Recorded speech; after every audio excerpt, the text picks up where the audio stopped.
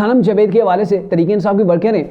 उनको मैदान के अंदर लॉन्च कर दिया गया है तहरीक इंसाफ की जानब से। और अनपॉपुलर फेस है ये फेस, आपको आज से कुछ माह कबल यानी कि 5 माह कबल इस फेस की जो है वो कहानी शुरू होती है ज़मान पार्क से। और इसको अब सिर्फ एक सीट के ऊपर नहीं बल्कि साबिक प्राइम मिनिस्टर शहबाज शरीफ के मुकाबले के अंदर भी लॉन्च कर लिया है। और तहरीक इंसाफ की स्ट्रैटेजी देखें, बड़ी मज़ेदार किस्म की तहरीक इंसाफ की स्ट्रैटेजी है। तहरीक इंसाफ अब कौन सा कार्ड खेलने जा रही है आप खुद समझ जाएंगे। ये सनम बलोच हैं, पीछे 4 माह से ये जेल के अंदर हैं। जब इनका वो वाक़या हुआ था ना 9 मई का, तो बेसिकली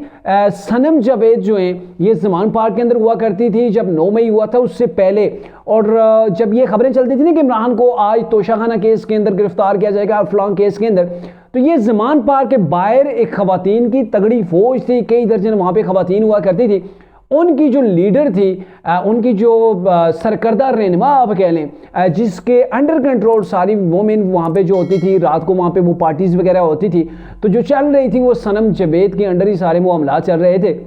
और ये वो डंडा बरदार खातून थी जो कह रही थी कि हमने इमरान खान की हिफाजत करनी है, इमरान हमारी रेड लाइन है, इस रेड लाइन को हम जो है वो क्रॉस नहीं होने देंगे, इस रेड लाइन को हम टच नहीं करने देंगे किसी को भी। और ये वहाँ पे मौजूद होती थी। सनम जावेद वो चेहरा है जिसने तकरीबन तहरीक इंसाफ की दर्जनों खवातीन की ज़िंदगियाँ बर्बाद की हैं। और 9 मई के वाक़े के अंदर जो कोर कमांडर हाउस को जलाया गया था उसके अंदर इनकी ऑडियोज़ वीडियोज़ मौजूद हैं, इनकी वो फुटेज भी मौजूद है जिसके अंदर ये लोगों को कह रही है कि इमरान हमारी रेड लाइन है, जिसने हमारी रेड लाइन को छोड़ा हम उसकी ऐसी की तैसी कर देंगे, हमने किसी को छोड़ना नहीं है। और ये पेश थी जो कोर कमांडर हाउस को जलाया गया। और इसकी एक बुनियादी वजह भी है, तहरीक इंसाफ ये समझती थी, या ये जो वर्कर थे तहरीक इंसाफ के, ये लोग ये समझ रहे थे कि इमरान खान को इस्टेब्लिशमेंट ने, आर्मी ने, इन्हीं लोगों ने जो है वो गिरफ्तार करवाया है, तो आपने हमारी रेड लाइन को छेड़ा, हम आपकी रेड लाइन को जो है वो यहाँ पे रहने नहीं देंगे। तो इन लोगों ने हमला कर दिया था। उस हमले के नतीजे के अंदर जहाँ पे सनम जावेद को भी गिरफ्तार किया गया,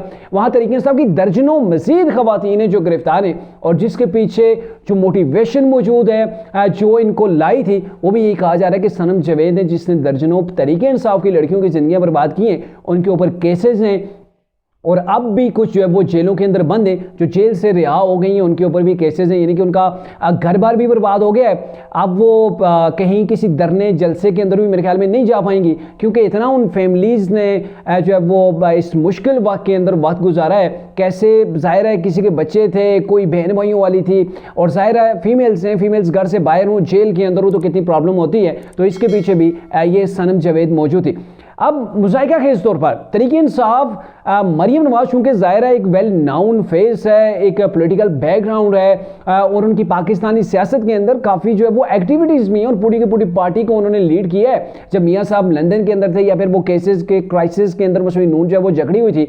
तो उसका मुकाबला अब सनम जावेद से करवाया जाएगा। क्या सोचकर तहरीक इंसाफ ने ये प्लान जो है वो तैयार किया है? तो बेसिकली तहरीक इंसाफ कुछ जानती है, पाकिस्तान की अवाम की नफ्सियात को समझती है। नफ्सियात को अगर बोलें समझना तो ऐसे है कि मजहबी टच सबको जानते हैं, सारे इस चीज़ को जानते हैं कि पाकिस्तान की कौम है ये मज़हब के ऊपर बड़ा चलने वाली है, और मजहबी कोई टच दे तो उसको फ़ौरन फॉलो कर लेती है। और कभी कभी एंटी एस्टेब्लिशमेंट के बयानी के पीछे भी अवाम चल पड़ती है। इमरान खान ने उस कार्ड को भी खूब खेला था,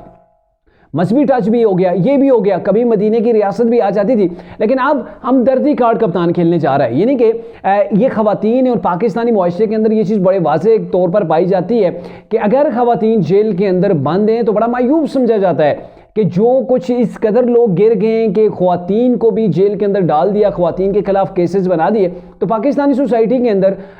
ये बुरा समझा जाता है, ऐसे लोगों को गिरा हुआ समझा जाता है जो ख्वातीन को उठा के जेल के अंदर डलवाते हैं या फिर उनके खिलाफ केसेस बनवाते हैं। तो बेसिकली उस गम और गुस्से को तहरीक इंसाफ उजागर करेगी। सनम जावेद की जो फैमिली है वो पब्लिक के अंदर जाएगी, जलसों जुलूसों के अंदर जाएगी और बताएगी कि कौम की बेटी के साथ कितनी नाइंसाफ़ी हो रही है। 4 महीने से वो जेल के अंदर बंद है, एक केस के अंदर उसकी जमानत होती है तो दूसरे केस के अंदर उठा के अंदर डाल दिया जाता है, और इसी विक्टिम कार्ड को हमदर्दी कार्ड के साथ जो है वो लिंक करके तहरीक इंसाफ यहाँ से ये सीटें जीतना चाहती है और पैगाम देना चाहती है कि कप्तान की एक अदना सी वर्कर ने मरियम नवाज को, वो मरियम नवाज जिसने दीगर पार्टियों को धूल चटाई, उस मरियम नवाज को धूल चटा दी, उसको हरा दिया, और जो विक्टिम कार्ड है यकीन माने पाकिस्तान की सियासत के अंदर नहीं देखा जाता कि आपका फैमिली बैकग्राउंड क्या है, आपकी पाकिस्तान की सियासत के लिए क्या कुर्बानी है, पाकिस्तान की आवाम के लिए आपने क्या किया है, आपकी कितनी समझबूझ है। ये भी कोई नहीं देखेगा कि सनम जावेद ने कितनी लड़कियों की जिंदगी बर्बाद की, सनम जावेद क्यों वहां पे ज़मान पार्क के बाहर ड्यूटी दिया करती थी। सनम जावेद के बारे से और भी बहुत सी चीज़ें जो मैं यहाँ पे शायद आपके साथ डिस्कस नहीं कर पाऊँ, कुछ इखलाकियात भी होते हैं, लेकिन अदरवाइज इस चीज़ से हट के भी कि सनम जावेद कौन है, इसकी पाकिस्तान के लिए खिदमात नहीं है, बल्कि इसने पाकिस्तान के एक आईनी इदारे के ऊपर हमला करने के अंदर ये पेश जो है वो शामिल थी, उसके बावजूद भी वोट पड़ेगा। ये नहीं है, मरियम नवाज ज़ाहिर एक फेमस चेहरा है, सब कुछ है, लेकिन इसके बावजूद भी पाकिस्तान की कौम ऐसी है कि ये हमदर्दी दूसरों के साथ करती है, और कोई अगर हमदर्दी कार्ड खेल लेता है और जम के खेल लेता है तो वोट जो है वो हासिल करने में कामयाब हो जाता है, और तरीके इंसाफ से बेहतर इस चीज़ को कोई नहीं समझता।